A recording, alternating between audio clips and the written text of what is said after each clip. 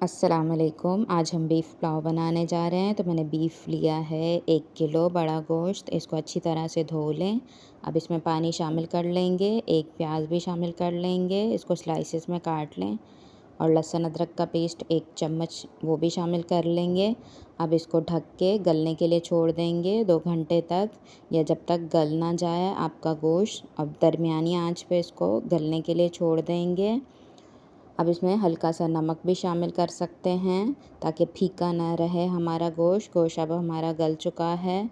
अब हम पुलाव की तैयारी कर लेते हैं। तो मैंने 3 टमाटर लिए हैं, इसको स्लाइसेस में काट लें। और 2 मैंने प्याज ली है, तो इसको भी काट लेंगे। अब हम प्याज को हल्का सा ब्राउन कर लेंगे।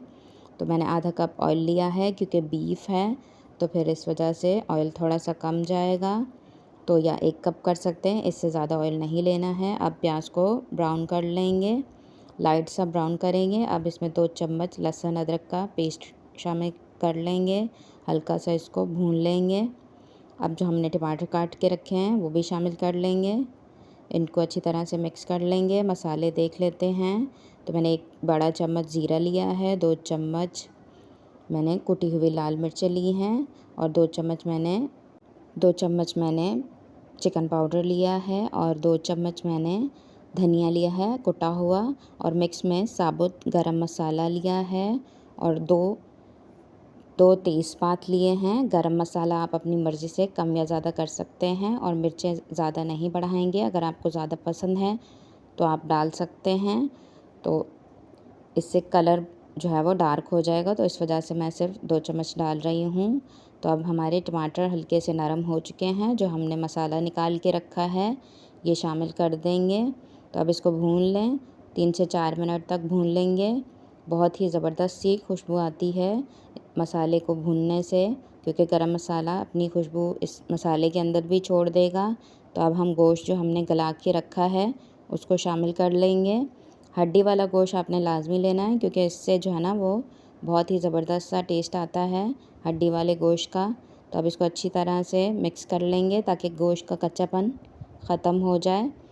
3 से 4 मिनट तक तकरीबन इसको भून लेंगे। अब देखिए हमारा गोश्त भुन चुका है, और मिर्चें और मसाले भी भुन चुके हैं। तो 5 से 6 मैंने हरी मिर्चें ली हैं, इनको मैंने बीच से काट लिया है। और 2 चम्मच इमली का पल्प लिया है, तकरीबन 1 चम्मच इमली लेके इसको भिगो के रख दें, और उसका पानी यूज़ करेंगे। तो अब इस सब को भून लेंगे अच्छी तरह से,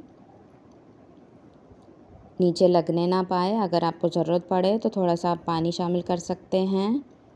अब इसको भून लेंगे। अब इसके अंदर हम दही शामिल करेंगे। दही जो है वो मैंने 1 प्याली लिया है, तो इसको अब शामिल कर लेंगे। अच्छी तरह से इसको मिक्स कर लें। आप दही कम या ज़्यादा कर सकते हैं अपने हिसाब से, लेकिन ये एक पाव 1 किलो के अंदर परफेक्ट रहेगा।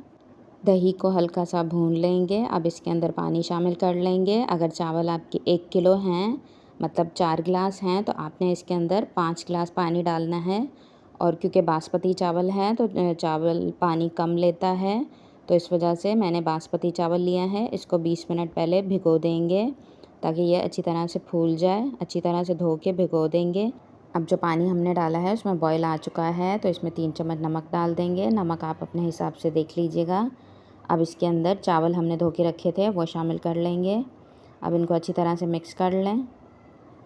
चावलों का पानी अगर आपको ऐसे समझ ना आए तो ये जो चावल के ऊपर पानी है, ये उंगली का 1 इंच का जो हिस्सा है वो डुबो के देख सकते हैं। तो बस 1 इंच ऊपर होना चाहिए चावलों के ऊपर पानी, तो ये परफेक्ट रहता है चावलों के ऊपर।